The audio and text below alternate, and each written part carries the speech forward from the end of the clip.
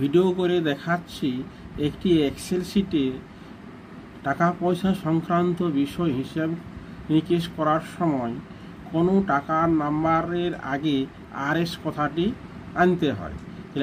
তাহলে এক্সেল শিটে আরএস কথাটি কিভাবে আনা যায় সেই প্রসেসটি আমি শেয়ার করছি।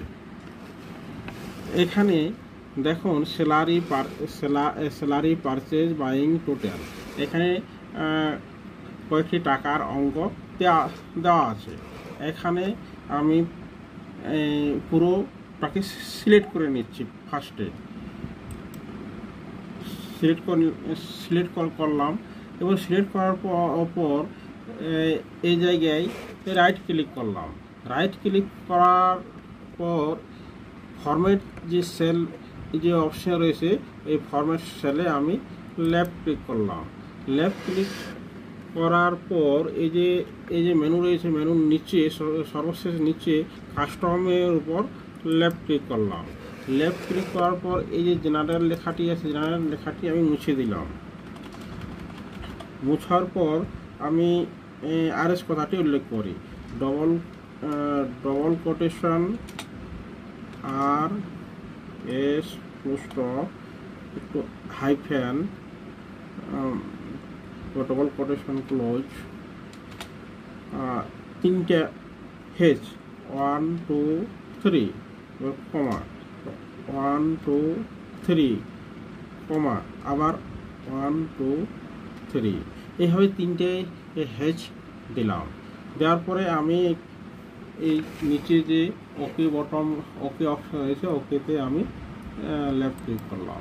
দেখুন সঙ্গে সঙ্গে পুরো লেখাটি আরএস, প্রতি টাকার নাম্বারের আগে আরএস কথাটি চলে এসেছে। এখন দেখুন এখানে আরএস 15,000 উল্লেখ আছে।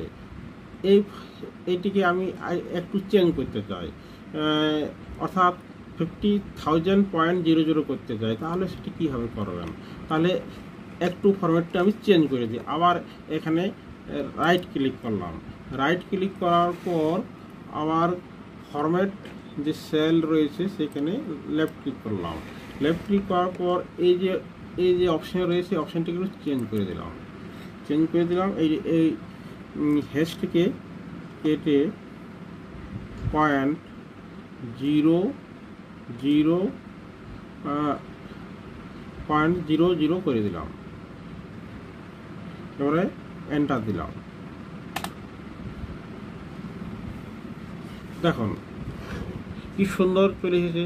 15,000.00 2750.00।